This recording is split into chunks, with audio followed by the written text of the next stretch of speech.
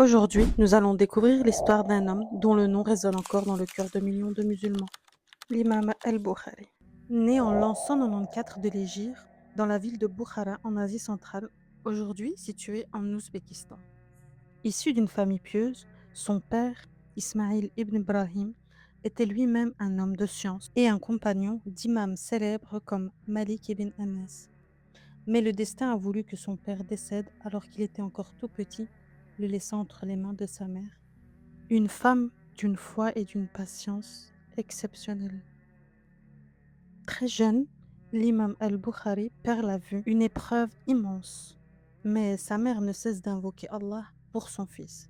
Prie en nuit et jour jusqu'au jour où, dans un rêve, elle voit le prophète Ibrahim alayhi salam, qui lui annonce que son fils retrouvera la vue. Peu après, Mohammed recouvre la vue, un miracle qui marquera à jamais son destin.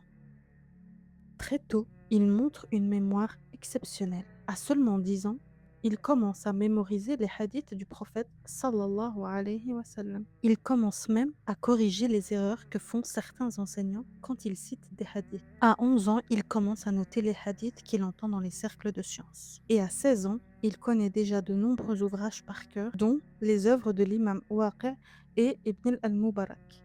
Son amour pour la science est tel qu'il refuse de se contenter de ce qu'il trouve chez lui.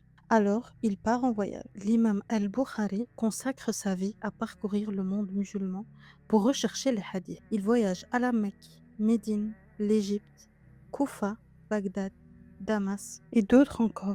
Il rencontre plus de 1000 savants, collecte plus de 600 000 hadiths et note méticuleusement leur chaîne de transmission. Mais il ne retient que ceux qui répondent à des critères de fiabilité extrêmement stricts. À Bagdad, on lui donne 100 hadiths falsifiés volontairement, dont les chaînes sont mélangées pour le tester. Il corrige tout de mémoire sans même regarder un livre. Les savants lui disent alors: jamais on n'a vu une mémoire aussi parfaite depuis les compagnons du prophète.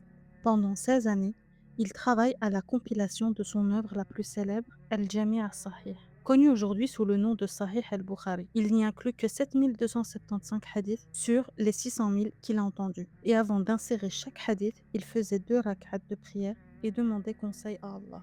Son exigence: une chaîne de transmission ininterrompue, composée de narrateurs tous fiables, justes et dotés d'une excellente mémoire. L'imam al-Bukhari n'était pas qu'un savant, c'était un homme d'une humilité, d'une sincérité et d'une piété profonde. Il refusait les conflits, se détournait des honneurs et passait ses nuits en prière. Il avait un tel attachement à la vérité qu'il préférait s'éloigner plutôt que d'entrer dans les polémiques inutiles. Vers la fin de sa vie, il est victime de jalousie et de calomnie. Il se retire alors dans un village proche de Samarcande. C'est là qu'il meurt en l'an 256 de l'Hégire, vers l'âge de 62 ans. Mais son œuvre ne meurt pas. Le Sahih al-Bukhari est aujourd'hui considéré comme le recueil de hadiths le plus fiable de toute l'histoire islamique. Qu'Allah fasse miséricorde à l'imam al-Bukhari et qu'il nous accorde à nous aussi l'amour du savoir, la sincérité dans la recherche et la lumière dans notre cœur.